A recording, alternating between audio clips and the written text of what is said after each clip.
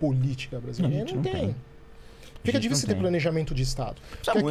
Cada governo que vem aqui muda isso. Não tem um planejamento de longo prazo no Brasil. Se o Brasil fosse atingido por essas sanções que estão atingindo a Rússia, a gente quebrava, sem dúvida. Tirasse a gente do SWIFT, acabou o Brasil. Mas eu não tenho dúvidas, às vezes, de que... Aliás, eu tenho dúvidas se o Brasil chega até o final do século com a atual integridade territorial. Eu também acho isso. É mesmo? Porque se você somar a quantidade de problema que nós vamos enfrentar até 2050... que vão começar a acontecer especificamente a partir de 2030, causados pela questão etária brasileira, o envelhecimento da população, e esse eu acho que é a maior crise da história do Brasil, que ninguém discute, que a população brasileira vai começar a envelhecer.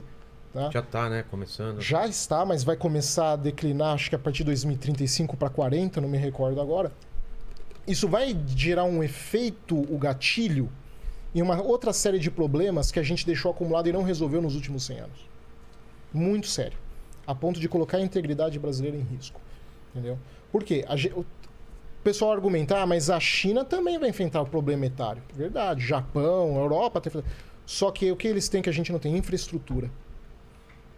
E a gente vai enfrentar o mesmo problema que os europeus têm, sem a infraestrutura europeia, sem a capacidade tecnológica europeia, sem a capacidade econômica europeia, sem o padrão educacional...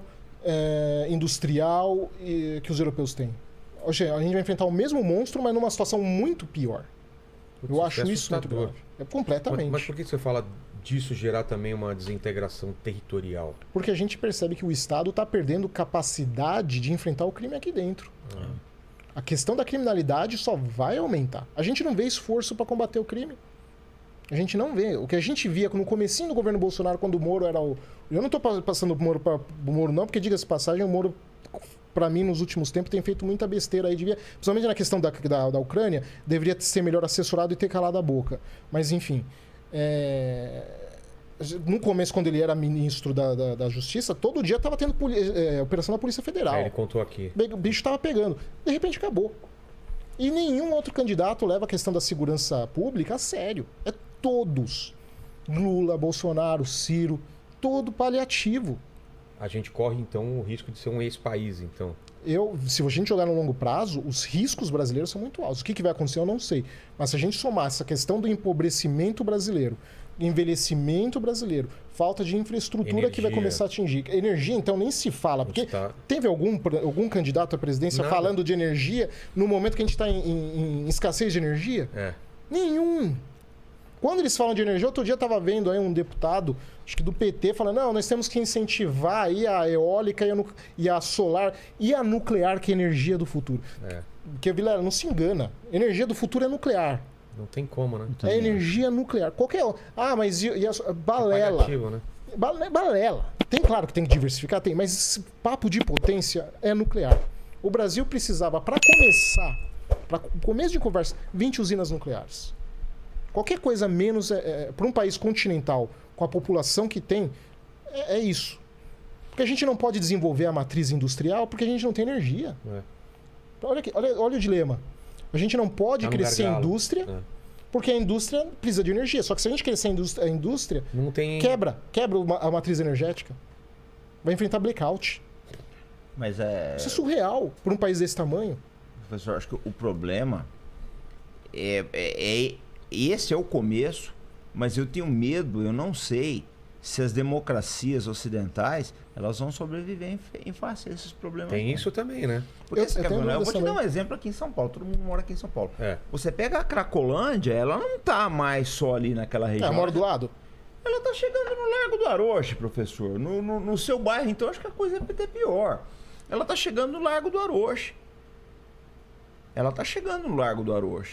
Então é muito complicado isso daí. A gente vai chegar num ponto que as pessoas vão se perguntar, já estão se perguntando. E você tem Cracolândias no centro da Filadélfia, Nova York, São Francisco, Los Angeles, quase todas as cidades. Todas as cidades. Nas Américas agora. Você não tem na Arábia Saudita. Na China, não tem. Singapura, não tinha. Hong Kong, não tinha. Não tem. Indonésia, não tem. Esses lugares aí não tem. Então, eu acho que vai chegar uma hora que o pessoal vai começar a perguntar, mas vem cá, tá funcionando? É muito grave isso. Muito grave. Daí até a gente não sabe se eles até estão estimulando crescer isso para depois lá na frente poder realmente tirar essa discussão de democracia falhou, vamos assumir agora. Vai ser Porque a autoritário. gente sabe que tem partido político que ganha muito dinheiro em cima do tráfico de drogas. claro. Sim.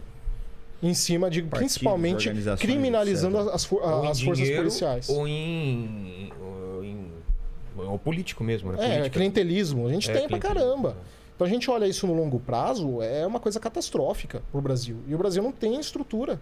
Não tem. Não tem estrutura econômica, a população vai começar a envelhecer. Porque quando a gente fala de envelhecimento, o pessoal fala, mas a tecnologia vai avançando, vai suprir isso. Que tecnologia? A gente não é Japão. Exato. A gente não é a Coreia do Sul. A gente não tem... O Não que tá a gente está pagando. desenvolvendo? A gente não tem. conseguiu resolver o problema de saneamento básico, a gente vai pensar em Exatamente. tecnologia. Quer dizer, Percebe? A gente vai somando E fatores... não tem nem alguma coisa preparada para educação para daqui 2 gerações resolver isso. A educação brasileira está entre as piores do mundo.